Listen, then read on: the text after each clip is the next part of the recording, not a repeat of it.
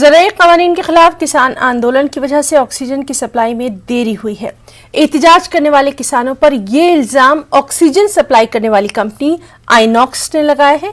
आइनॉक्स के मुताबिक गाजीपुर बॉर्डर पर किसान आंदोलन की वजह से 2 घंटे की ताखीर हुई।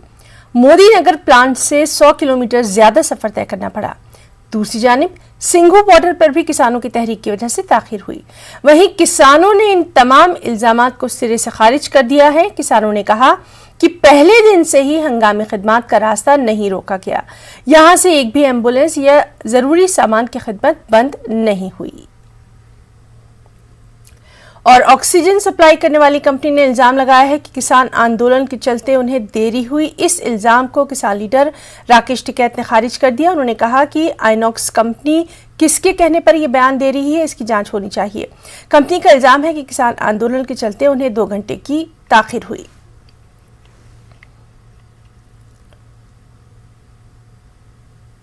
पिछले कई महीनों से किसान आंदोलन जारी है। गाजीपुर, सिंघू बॉर्डर, दिल्ली के तमाम सीमाओं पे किसान लगातार धरना प्रदर्शन कर रहे हैं, बैठे हुए हैं और दिन रात समय काट रहे हैं।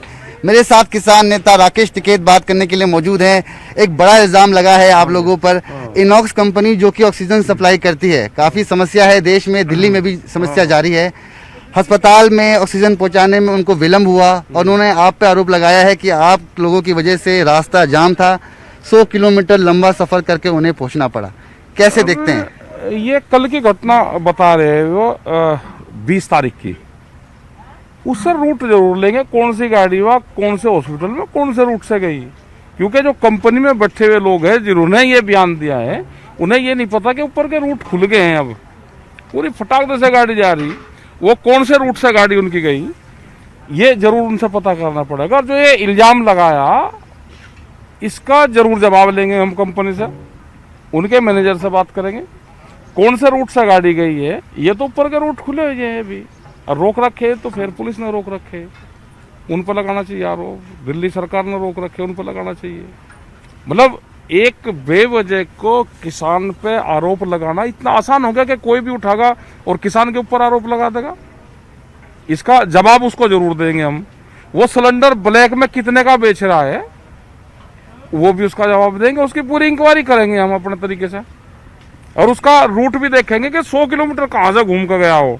ये तो ऊपर के रूट ये 9 नंबर हाईवे खुला हुआ है और जो 24 नंबर हाईवे है, दोनों हाईवे खुले हुए हैं ऊपर के। अब मोदी नगर प्लांट से वो कह रहे थे ऑक्सीजन लेके आ रहे थे, 100 किलोमीटर लंबा रास्ता अपनाना पड़ा उनको।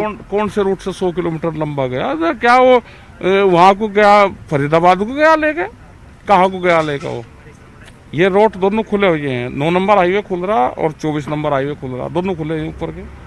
जैसी समस्या अभी चल रही है दिल्ली में, अस्पतालों में काफ़ी मरीज अपने इलाज के लिए तरस रहे हैं, उन्हें बेड नहीं मिल रहा, ऑक्सीजन की कमी हो रही है।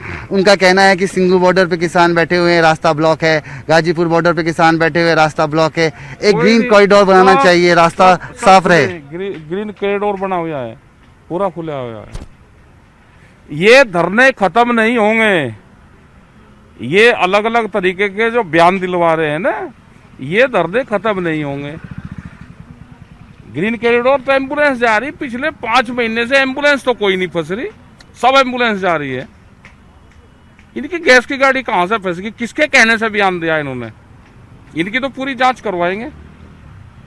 कितने सिलेंडर भी बना रहे हैं, कितने सिलेंडर सप्लाई कर रहे हैं, कितने सिलेंडर ब्लैक में बेच रहे हैं ये। और जो मरीज हैं